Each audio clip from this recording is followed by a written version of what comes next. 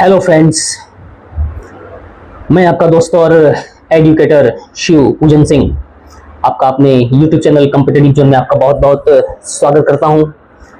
दोस्तों, जैसा कि आप जानते हैं कि विभिन्न परीक्षाओं से संबंधित मॉक टेस्ट्स आपको इस चैनल के माध्यम से उपलब्ध करवाए जाते हैं।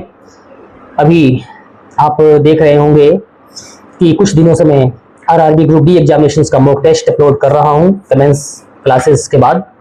और आज जो आपके सामने मॉक टेस्ट है वो स्टाफ सिलेक्शन कमीशंस का और ऑनगोइंग एग्जामिनेशंस सीजीएल 2025 इसका जीके और जीएस का सेट मॉक टेस्ट आपके सामने प्रस्तुत है।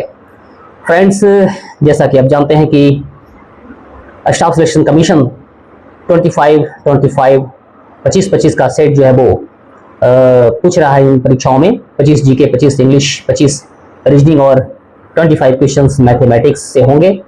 तो हमारी कोशिश ये होगी कि 25 क्वेश्चंस जो पूछे जाएंगे इस सेक्शन से, यानी कि जीके और जीएस के सेक्शन से, तो हमारी ये कोशिश होगी कि आप उसमें मैक्सिमम स्कोर कर पाएं।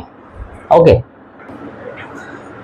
किसी भी एग्जामिनेशन का स्कोरिंग पॉइंट जीके और जीएस अगर आपने बहुत अच्छा कर लिया है तो ये बूस्टर का काम करता है। ओके, तो आइए आज के इस क्लास की शुरुआत हम करते हैं। ओके फ्रेंड्स, इससे पहले कि हम इस क्लास की शुरुआत करें, आपसे मेरा ये कहना है कि अगर अभी तक आपने इस चैनल को सब्सक्राइब नहीं किया है तो आप इसे सब्सक्राइब करें, अपने फ्रेंड्स तक इसे शेयर करें और अपनी क्वेरीज को कमेंट्स बॉक्स में कमेंट्स जरूर करें।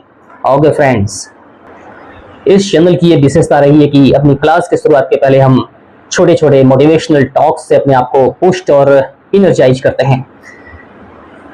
आप जुगनुओं के बारे में तो जानते ही हैं। ये जो जुगनू होते हैं, आप देखते होंगे कि रात्रि के अंधेरे में अपने छोटे से जो उनके पास संसाधन होते हैं, उनकी अपनी जो रोशनी होती है, इसी रोशनी के बल पे वो बाहर निकल जाते हैं और अनंत आकाश में घूमते रहते हैं, अपने लक्ष्य भेदन के लिए उत्सुक रहते हैं और कभी किसी दूसरे रोशनी पर मोहताज नहीं होते। ओके फ्रेंड्स, तो इन जुगनुओं से हमें यही शिक्षा लेनी है कि चाहे संसाधन बड़े हों या छोटे हों, अगर विल पावर स्ट्रांग है, अगर आत्मविश्वास दृढ़ है और आपके मन की शक्ति जो है वो दृढ़ है और आप निश्चय कर लिए हैं किसी भी चीज को, किसी भी टारगेट को अचीव करने के लिए, तो आप उसे कर सकते हैं। ओके फ्रेंड्स, इस समष्टि और व्यष्टि में अनेक जीव ऐसे हैं जहां से हम अनेक घटनाएं उपस्थित होती रहती है, जहां से हम बहुत कुछ सीख सकते हैं। तो जब ऐसे छोटे छोटे जीव सीमित संसाधनों के द्वारा अपने आप को बूस्ट और इनर्जाइज कर रहे हैं, अपने टारगेट को अचीव कर रहे हैं, तो हम तो मनुष्य हैं, हम क्यों न करें। ओके, तो बस ये छोटे छोटे पेप टॉक्स आपको इसलिए दिए जाते हैं कि आप और हम दोनों पठन पाठन में अपने आप को बूस्ट करें, एनर्जाइज करें, क्योंकि ये एक दो दिन का समय होता नहीं, यहाँ पे लंबे समय तक बने रहना पड़ता है और टारगेट को अचीव वही करता है जो एग्जामिनेशंस में लंबे समय तक अपने आप को झोंकते रहता है। ओके फ्रेंड्स, तो आप तो बुद्धिमान हैं ही और मेरे कहने का आशय आप भली भांति समझते हैं। तो आइए आज के इस सेशन की शुरुआत करते हैं। और आपके सामने ये खूबसूरत सा सवाल, विश्व का सबसे बड़ा द्वीप कौन सा है? तो राइट आंसर इज ग्रीनलैंड। बहुत ही फास्ट मैनर में मैं यहाँ पर आपको लेकर के चलूंगा, क्योंकि जो डिस्क्रिप्टिव क्लासेस जो मेरी होती हैं, आप वहाँ पर सारे वीडियोस को देखते ही हैं, तो बहुत ज़्यादा व्याख्या करने की यहाँ पर आवश्यकता नहीं है, क्योंकि हमारे पास समय कम है और ऑनगोइंग एग्जामिनेशंस के लिए ज़्यादा से ज़्यादा मटेरियल मैं आपको प्रोवाइड करवा देना चाहता हूँ। ओके फ्रेंड्स, तो थोड़े फास्ट मैनर में हम यहाँ पर सीखेंगे, जानेंगे और तथ्यों का विश्लेषण मैं अपनी जो वीडियोस में करता हूँ, आप उन वीडियोस को जाकर के जरूर देखें। ओके, भारत का स्विट्जरलैंड किसे कहा जाता है? केरल। ओके, केरल को भारत का स्विट्जरलैंड कहा जाता है। कभी कभी बच्चे जम्मू कश्मीर और केरल में कंफ्यूज्ड हो जाते हैं, सो डोंट कंफ्यूज हियर। और इस चैनल की विशेषता भी यही है कि आपको बिल्कुल ऑथेंटिक स्टडी मटेरियल्स के साथ साथ आपको इतने सारे मॉक टेस्ट दिलवा दिए जाएं कि आप कभी भी एग्जामिनेशन में बैठे तो वहां पे अपने आप को बहुत ही सहज महसूस करते हुए एक ह्यूज स्कोर को कर पाएं। ओके फ्रेंड्स, प्रायद्वीपीय भारत की सबसे लंबी नदी कौन सी है? This river is Godavari. Okay, कहाँ से नदी निकली है वगैरह वगैरह मैंने अपने क्लास में डिस्कस किया। आप इसकी लंबाई चौड़ाई और विभिन्न नदियों के बारे में मैं अपने पिछले क्लास में ज्योग्राफिकल वीडियोस और कमेंट्स क्लासेस का जो वहां पर दिया गया आप उनको जाकर के जरूर देखें। ओके, भारत का सबसे बड़ा कृत्रिम झील कौन सा है? ये है गोविंद बल्लभ पंत सागर झील। आप ये बताएंगे कि गोविंद बल्लभ पंत सागर झील जो है वो किस राज्य में स्थित है? आप कमेंट्स बॉक्स में इसे जरूर बताएंगे। ओके, भारत की सबसे ऊंची चोटी कौन सी है? निश्चित तौर पे भारत की सबसे ऊंची चोटी कंचनजंगा, और कंचनजंगा की ऊंचाई 8,586 किलोमीटर। Okay, 8,586 metre. ओके, यानी कि 28,169 फीट।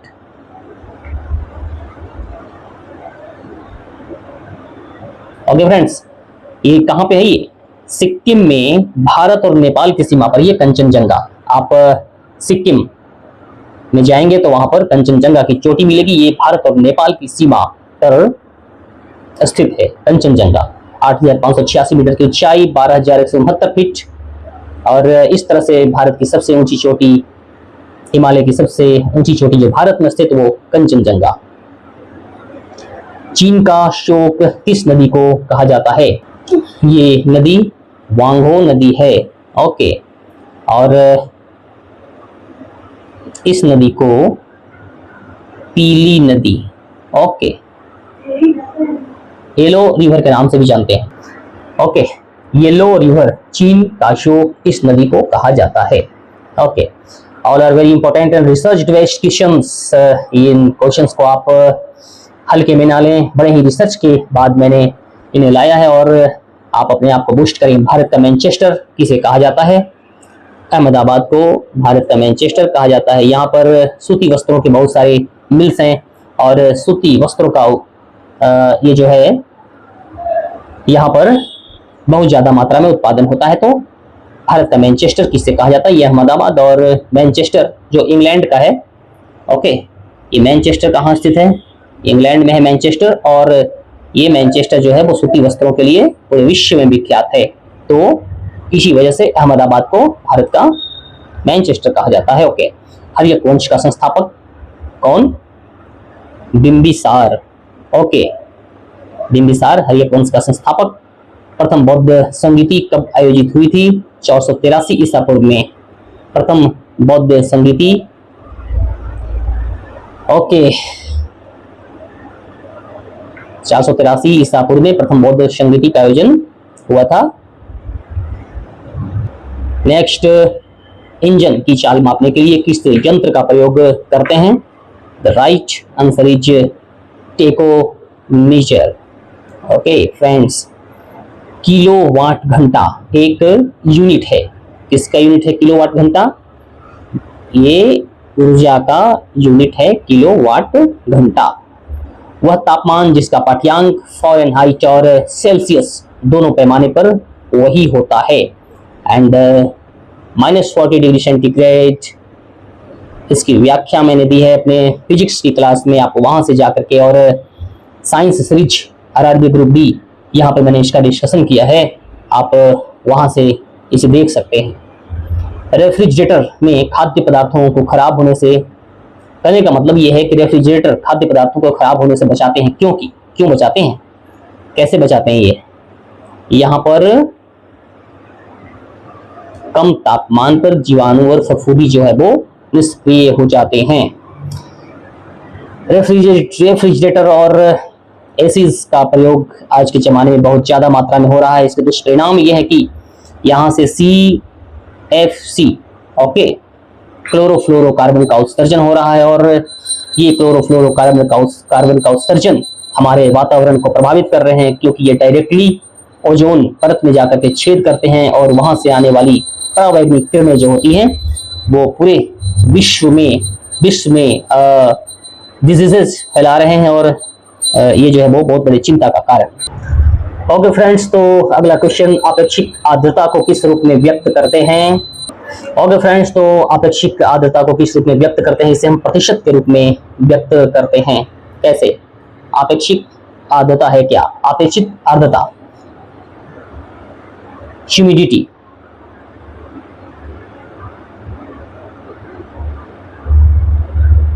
रिलेटिव ह्यूमिडिटी, ये जो है हवा में मौजूद नमी की मात्रा होती है। ओके, इसे जो है वो परसेंटेज में, प्रतिशत के रूप में इसे व्यक्त किया जाता है। ओके, जब आपेक्षिक आर्द्रता जो है वो 100% होती है तो इसका मतलब यह है कि हवा जल वाष्प से जो है वो पूरी तरह से संतृप्त है। तो ऐसे तथ्यों पर भी हमें ध्यान देने की आवश्यकता हो जाती है। न्यून तापमान पैदा करने के लिए निम्नलिखित में से किस सिद्धांत का प्रयोग किया जाता है? रुद्धोष्म विचुंबकन। Okay, right answer is this one. रुद्धोष्म विचुंबकन के द्वारा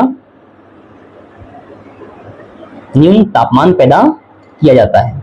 ओके, हर्षवर्धन के समकालीन निम्न में से कौन सा, ये मिसप्रिंट हो गया था तो मैंने इसे सुधार दिया है। आप ये समझिए, हर्षवर्धन के समकालीन दक्षिण भारतीय शासक, ओके, दक्षिण भारतीय शासक जो है वो कौन था? ये पुलकेशिन द्वितीय। ओके, और इन्होंने हर्षवर्धन को पराजित किया था। ये बहुत शक्तिशाली राजा थे दक्षिण भारत के। सांची का महान स्तूप किस राज्य में है? ये है मध्य प्रदेश। ओके, और क्या इसकी विशेषताएं? सांची का महान स्तूप मध्य प्रदेश में स्थित भारत का सबसे पुरानी पत्थर की संरचनाओं में से एक, जिसे 3री शताब्दी ईसा पूर्व में सम्राट अशोक ने बनवाया था। ओके, इसकी विशेषताओं की अगर बात करें तो यह यूनेस्को की विश्व धरोहर स्थल है और इसमें बौद्ध कला व वास्तुकला के बेहतरीन नमूने जैसे कि जातक कथाओं और बुद्ध के जीवन काल की घटनाओं का इसमें जो है वो प्रवेश द्वार पे, मतलब इसमें जिक्र किया गया है। और प्रवेश द्वार जो है वो पर सुंदर तोरण बनाए गए हैं। ओके, नेक्स्ट, निम्नलिखित में से किसके शासनकाल में 1 रुपए का सिक्का डाला गया था? And right answer is Babur. No, Sher Shah Suri. Okay, Sher Shah Suri के समय में तो शेरशाह सूरी के शासनकाल में 1 रुपए का सिक्का डाला गया था और 1542 ईस्वी। ओके, स्टाफ सिलेक्शन कमीशन के विभिन्न परीक्षाओं में पूछा गया है कि कब शेरशाह सूरी के द्वारा 1 रुपए का सिक्का डाला गया था, परंतु इसकी अवधि क्या थी? तो 1542 ईस्वी में शेरशाह के द्वारा जो है वो 1 रुपए का सिक्का डाला गया था और इसे आधुनिक रुपए का अग्रदूत भी जो है वो माना जाता है। यह एक शुद्ध चांदी का, ओके, सिल्वर का जो है वो ये सिक्का था और इसका वजन लगभग 178 ग्राम। ओके फ्रेंड्स, जिसे अगर हम ग्राम में बात करें तो 11.5 ग्राम का ये सिक्का था। विभिन्न तथ्य आपने इसमें देखे। शेरशाह सूरी ने सबसे प्रथम बार जो है वो 1 रुपए का सिक्का ढलवाया। 1542 ईस्वी में ये सिक्का डाला गया था और सिल्वर यानी कि चांदी का ये सिक्का था और 178 ग्राम एक नाप तौल की पद्धति विभिन्न परीक्षाओं में देखने को मिले हैं। बहुत सारे क्वेश्चंस यहाँ से राइज किए गए हैं। सिल्वर से बना हुआ 178 ग्राम का, और अगर ग्राम की बात करें तो 11.5 ग्राम का ये सिक्का हुआ करता था। और बाद में जो है वो इस्लाम के जो है वो कलमा जो है वो इस पर लिखे हुए होते थे। पृष्ठ भाग पर टकसाल का नाम और तारीख जो है वो अंकित होती थी। कहा जाता है कि भारतीय मुद्राओं के इतिहास में ये जो है वो प्रथम घटना थी, और बाद में जो जितने भी सिक्के डाले गए, मतलब कि सिक्कों के इतिहास में जो है वो भारत इसे जो है वो अग्रदूत कहा गया है। ओके, गुरु गोविंद सिंह द्वारा खालसा पंथ की स्थापना किस वर्ष में की गई थी? ओके, किस वर्ष में की गई थी? And this year is 1699। Bharat के लिए समुद्री मार्ग की खोज का श्रेय जो है वो किन्हें जाता है? ये श्रेय जाता है पुर्तगालियों को। और कब? 1498 एडी में किसने? वास्को दा गामा नाम का एक पुर्तगाली व्यापारी था, जो भारत में जो है वो खोजते खोजते समुद्री मार्ग की भारत में जो है वो पहुंचा समुद्री मार्ग के द्वारा। और कहां पे, किस जगह पे वो पहुंचा था? कालीकट के बंदरगाह पे पहुंचा। उस समय वहां के राजा जो है वो जमेरीन हुआ करते हैं। ये सारे तथ्य जो है वो पूछे जाते हैं परीक्षाओं में, जस्ट हियर। ओके फ्रेंड्स, इन सारे तथ्यों को आप ध्यान में रखेंगे। अंग्रेजों द्वारा कोलकाता में निर्मित दुर्ग का नाम क्या है? तो फ्रेंड्स, आप यहाँ पर देखेंगे कि अंग्रेजों के द्वारा कोलकाता में निर्मित दुर्ग का नाम जो है वो फोर्ट विलियम था। और बहुत सारे तथ्य हैं फोर्ट विलियम के बारे में, विभिन्न परीक्षाओं में बहुत सारे क्वेश्चंस यहाँ से राइज हुए हैं। कोलकाता में हुगली नदी के किनारे स्थित है ये फोर्ट विलियम। एक किला है, दुर्ग है। ओके, ये ऐतिहासिक किला, और जिसका नाम बदल करके अब जो है वो विजय दुर्ग कर दिया गया है। ओके, क्या कर दिया गया है? विजय दुर्ग। ओके, इस किले का नाम बदल करके विजय दुर्ग कर दिया गया है। इसे सम्राट William third, okay, fort William को विलियम तृतीय के नाम पर जो है वो अंग्रेजों ने बनवाया था। और यह ब्रिटिश राज के दौरान एक महत्वपूर्ण सैन्य और प्रशासनिक केंद्र हुआ करता था। आज यह भारतीय सेना की पूर्वी कमान का मुख्यालय है। ओके फ्रेंड्स, तो इन सारे तथ्यों को जो है वो आप याद रखेंगे। नाम का परिवर्तन औपनिवेशिक काल के प्रभाव को खत्म करने के लिए सितंबर 2024 में इसका नाम जो है वो बदल करके विजय दुर्ग कर दिया गया। इसका नाम चेंज कब हुआ?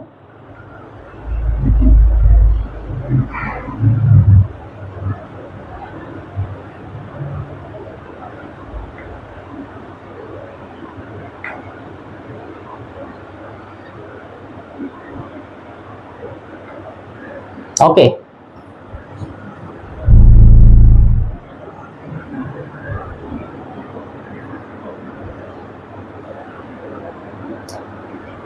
तो इन तथ्यों को भी देखना जरूरी हो जाता है। मंगल पांडे ने यहाँ पर एक बार और निष्प्रिंच आप देख सकते हैं।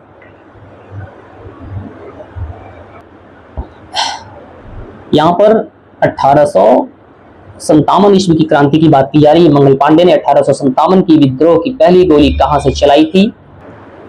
मंगल पांडे ने 1857 की विद्रोह की पहली गोली जो है वो बैरकपुर से चलाई थी। बैरकपुर कहां पर स्थित है? ये है अभी वर्तमान में वेस्ट बंगाल में जो है वो बैरकपुर है। और मंगल पांडे ने अपने अंग्रेज अफसरों पर हमला किया था और विद्रोह की पहली चिंगारी जो है वो भड़काई थी। इसके बाद पूरे भारत में क्रांति जो है वो फैल गई थी। क्यों मंगल पांडे ने ये कारनामा किया था? एनफील्ड राइफल्स जो थे उस समय, एक एनफील्ड राइफल जो थे इनके विरोध में, क्योंकि इनके जो कारतूस होते थे इनमें गाय और सूअर की चर्बी लगी होती थी, ऐसा जो है वो उस समय लोगों का कहना था, सिपाहियों का कहना था। और यही वजह है कि सिपाहियों ने संगठित विद्रोह किया था। और मंगल पांडे ने इसी संदर्भ में 1857 में वेस्ट बंगाल के बैरकपुर से गोली चलाई और अपने अफसरों पर ही गोली चलाई थी उन्होंने। तो इस तरह से हम ये भी कह सकते हैं कि हिंदुस्तान के स्वतंत्रता संग्राम के प्रथम सेनानी मंगल पांडे जी ही हैं। ओके फ्रेंड्स, कर्क रेखा निम्नलिखित में से किस देश से होकर नहीं गुजरती है? कर्क रेखा निम्नलिखित में से किस देश से होकर के नहीं गुजरती है। ओके, विभिन्न परीक्षाओं में बहुत सारे क्वेश्चन से राइज किए जाते हैं। आपको इस संदर्भ में पूरे देशों के बारे में जानना होगा। तो टोटल 16 कंट्रीज हैं। ओके, कितने कंट्रीज हैं फ्रेंड्स? टोटल 16 कंट्रीज है जहां से होकर के कर्क रेखा गुजरती है। तो हम यहाँ पर देखेंगे कि भारत से होकर गुजरती है, बांग्लादेश से गुजरती है, म्यांमार से गुजरती है, परंतु पाकिस्तान से जो है वो कर्क रेखा नहीं गुजरती है। So this is the right answer. अब हम यहाँ पर थोड़ी सी सरसरी निगाह डालेंगे और देख लेंगे कि एशिया में जो है वो किन किन देशों से होकर के कर्क रेखा गुजरती है, क्योंकि बहुत सारे क्वेश्चंस यहाँ से राइज होते हैं और कंफ्यूजिंग क्वेश्चंस होते हैं। ओके, बहुत सारे कंट्रीज दे दी जाएंगे। कभी ये पूछ लिया जाएगा कि इनमें से किस देश से होकर कर्क रेखा गुजरती है, कभी ये पूछा जाएगा कि निम्नलिखित में से किस देश से होकर के कर्क रेखा नहीं गुजरती। तो यहाँ पर हम थोड़ा सा सरसरी निगाह डालेंगे। एशिया में ताइवान, चीन, म्यांमार, बांग्लादेश, भारत, ओमान, संयुक्त अरब अमीरात और सऊदी अरब से होकर के गुजरती है। ओके, उत्तरी अमेरिका की बात करें तो मैक्सिको और बहामास से होकर के कर्क रेखा गुजरती है।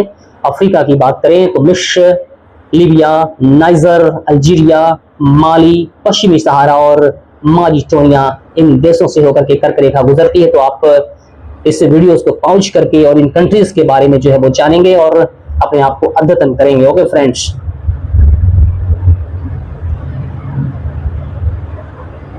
तो आपने देखा कि कितने महत्वपूर्ण क्वेश्चंस का डिस्कशन हमने यहाँ पर किया।